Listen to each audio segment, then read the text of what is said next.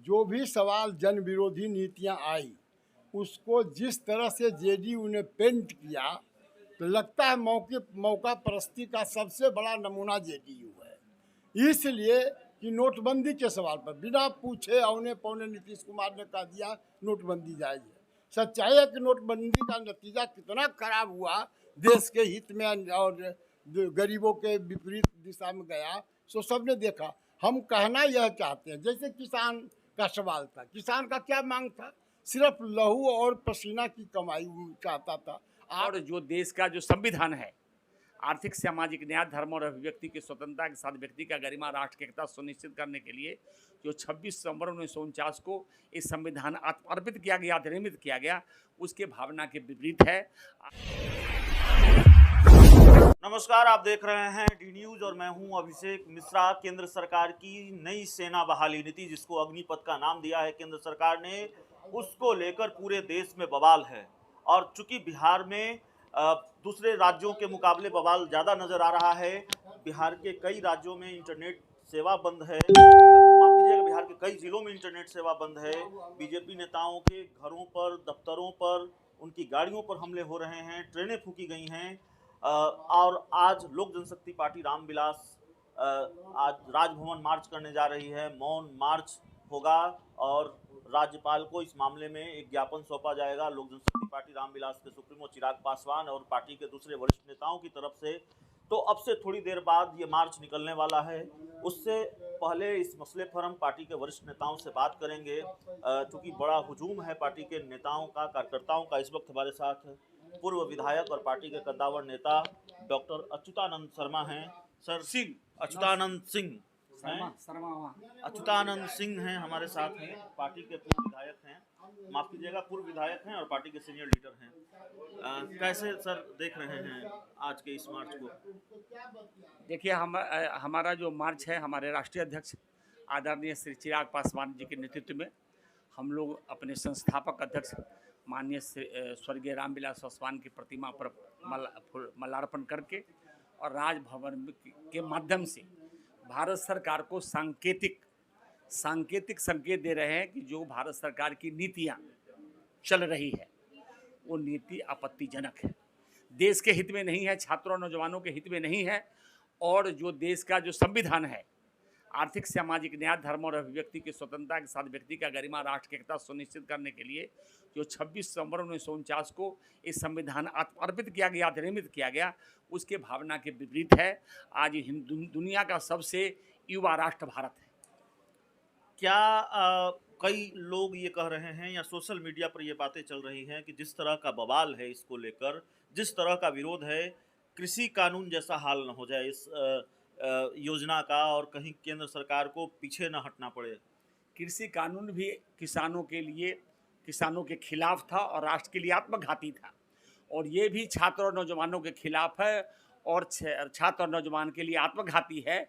छात्र नौजवान सत्याग्रह के माध्यम से, गांधी के माध्यम से इस केंद्र सरकार की जो नीति है अग्निपथ, उसका पुरजोर और शक्ति से विरोध करना चाहिए। लेकिन और हम उसके समर्थन में अपने राष्ट्रीय अध्यक्ष आदरणीय श्री चिराग पासवान के नेतृत्व में राजभवन जाके महामहिम राज्यपाल के माध्यम से, महामहिम राज्यपाल राष्ट्र केंद्र सरकार के प्रतिनिधि बिहार के अंदर राज्य में है, उनके माध्यम से केंद्र सरकार को आगाह कर रहे हैं कि आप छात्र और नौजवानों के आत्मघाती नीति को लागू मत करें। लेकिन सर, हमारा आखिरी सवाल आपसे ये है कि क्या इस राजभवन मार्च से कुछ निकलेगा? और दूसरी जो सबसे बड़ी बात है कि ये आंदोलन राजभवन मार्च तक सीमित रहेगा या फिर अगर सरकार पीछे नहीं हटती है तो आगे भी आप जाएंगे?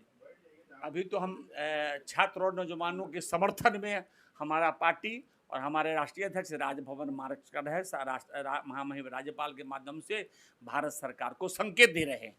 उसके बाद बैठ के निर्णय लिया जाएगा, नीति लिया जाएगा। जो नीतियाँ देश के अंदर लागू हो रहा है, निजीकरण की ओर देश को ले जा रहा है। अब मानदेय पर सेना के नौजवानों की बहाली का भी प्रक्रिया चल रहा है।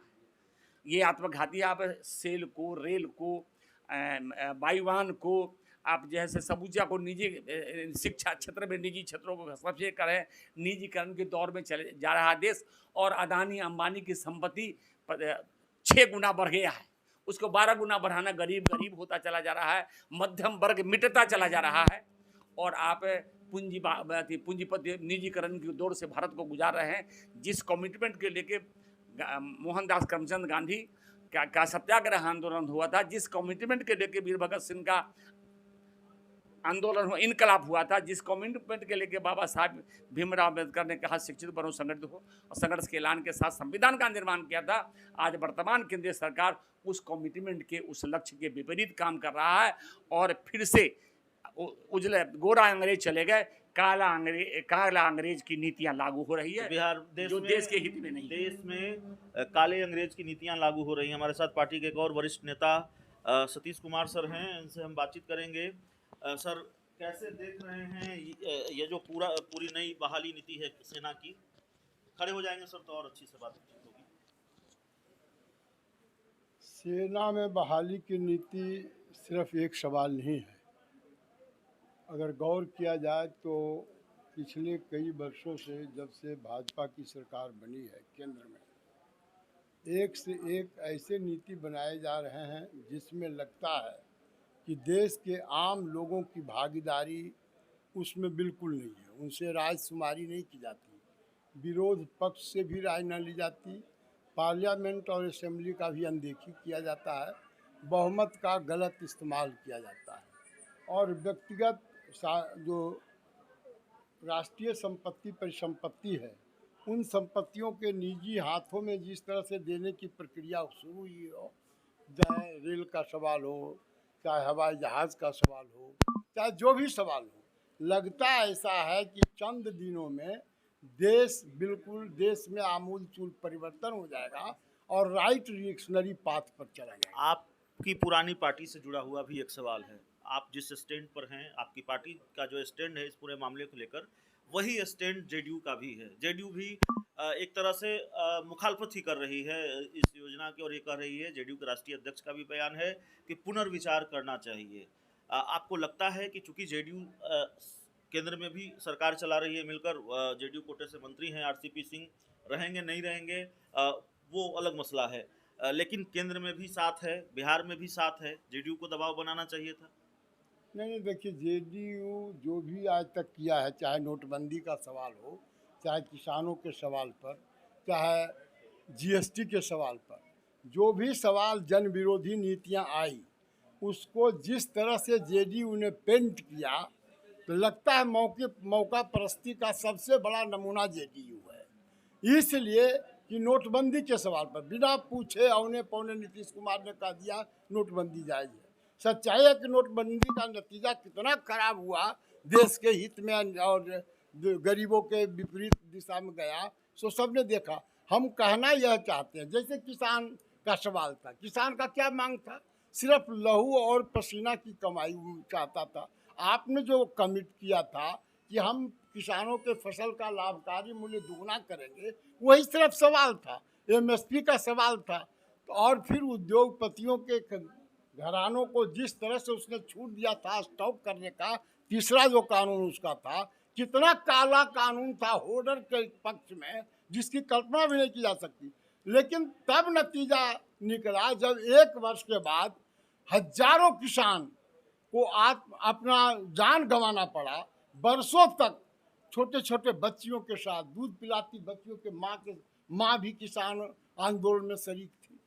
749 लोग मारे गए, किसान मारे गए, शहीद हुए उसमें, और फिर वापस आपने ले लिया। अभी जिस तरह से इसमें आपने किया है, आप गंभीरता से इसको देखिए। इसके पहले भी अगर आप देखेंगे, रेलवे रिक्रूटमेंट के सवाल पर जो नौजवानों का उबाल यूपी और खासकर बिहार में हुआ, उसमें भी पीछे गई सरकार।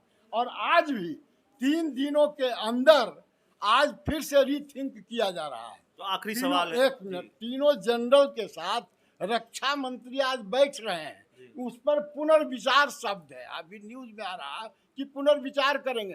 क्या जरूरत पड़ती है कि 2 दिन 3 दिनों में एक तरफ प्रेशर दे रहे हैं गृह मंत्री कि हम 2 दिन के अंदर इसको एग्जीक्यूट करेंगे, दूसरी तरफ कर रहे हैं कि आज हम शाम तक के इसको पुनर्विचार कर रहे हैं। क्या मसला है? मसला यह है, सच्चाई है कि डिक्टेटरशिप की ओर देश को बीजेपी की सरकार लेकिन एक लाइन, जैसे कल हमारे नेता ने कहा, आदरणीय चिराग पासवान राष्ट्रीय अध्यक्ष जो हैं, प्रेस कॉन्फ्रेंस करके उन्होंने कहा कि औने पौने में जल्दीबाजी में लिया गया निर्णय है। जो लोग छात्र नौजवान हैं उनकी राय नहीं ली गई। जो विरोध पक्ष में संसद में और दूसरे दल के लोग हैं, सहयोगी दल भी उनसे भी राय मशविरा नहीं किया गया। और औने पौने में यह मामला सिर्फ बेरोजगारी का सवाल नहीं है, नौजवानों का सवाल नहीं है, रक्षा तंत्र से जुड़ा हुआ सवाल है। देश आज जिस तरह से चीन आक्रामक है, पाकिस्तान आक्रामक है, दुनिया के अंदर विश्व युद्ध का खतरा बढ़ा है, देश के सामने बहुत बड़ी चुनौती है। हमारा आर्मी का क्या हाल है? 10 लाख आर्मी मैन कम है अभी, पैदल सेना, और इसमें 10 लाख की कमी है। उसकी भरपाई आर्थिक तंगी में इस तरह से आप कीजिएगा। अब 4 वर्ष का है, 1 वर्ष ट्रेनिंग दीजिएगा, मैच्योरिटी उसमें आएगा क्या? लड़ाकापन आएगा क्या? दुश्मनों के साथ लड़ने का जो पैनिक दृष्टिकोण होना चाहिए वह होगा क्या? तो हमारे नेता ने कल कहा, आदरणीय चिराग पासवान ने, कि सिर्फ बेरोजगारी का सवाल नहीं है, सवाल देश के जो सुरक्षात्मक है ढांचा, उसमें जिस तरह से गलत किया जा रहा है। पहले जो एक नियम था आर्मी रिक्रूटमेंट का, उसमें जो परिवर्तन किया गया है वह गलत है। जब तक सारे लोगों से राय नहीं लिया जाता, राय शुमारी नहीं की जाती, नौजवानों से, छात्रों से मिलकर बैठकर बात करनी चाहिए थी और उनके मन मानसिकता को टटोल कर जिसके लिए हम कानून ला रहे हैं वही सड़क पर है। पूरा बिहार नहीं, पूरा देश जल रहा है, आग में धू धू कर जल रहा है। किसकी बर्बादी है? आप कहाँ तो कहते हैं कि सबसे युवा देश है, 65% है, और इसका हाथ जब लग गया तो विकास, हाथ लग गया कि हाथ तो लग गया है अभी जलाने में, गलत है वो काम, या सत्य है। लेकिन हमारे नेता के अंदर जो दिल में आग है और युवाओं के प्रति जो ममत्व है, उसी का नतीजा है कि उन्होंने कहा चाहे जो भी हो, हम शांतिपूर्ण ढंग से महात्मा गांधी के पद चिन्हों पर चलकर, हम राज्यपाल के माध्यम से मोदी से उसने आग्रह किया कि अविलंब इसको वापस लिए। पर्सनल चिट्ठी लिखा रक्षा मंत्री को परसों हमारे नेता ने कि अविलंब इस पर पुनर्विचार करिए। और आज चल करके हम लोग जा रहे हैं, उसके बाद रीथिंक हमारे नेता करेंगे कि आखिर हमको क्या करना चाहिए। इसलिए कि युवा न सिर्फ देश के विकास के लिए भविष्य है, बल्कि देश के प्रहरी का भी काम युवा ही करता है। तो चलिए, अग्निपथ को लेकर बहुत आक्रामक है चिराग पासवान की पार्टी। चिराग पासवान खुद भी उनकी पार्टी के वरिष्ठ नेता सतीश कुमार से हम बात कर रहे थे, और जाहिर तौर पर एक गुस्सा है, एक नाराजगी है। जैसा चिराग पासवान ने कल ही कहा कि ये फैसला ठीक नहीं है, स्टेक होल्डर से राय ली जानी चाहिए थी, सहयोगी दलों से राय ली जानी चाहिए थी, और कई जो सवाल हैं उन सवालों पर चिराग पासवान ने खुलकर कल अपनी बात रखी है। तो इस पूरी रिपोर्ट में इतना ही। बहुत बहुत धन्यवाद।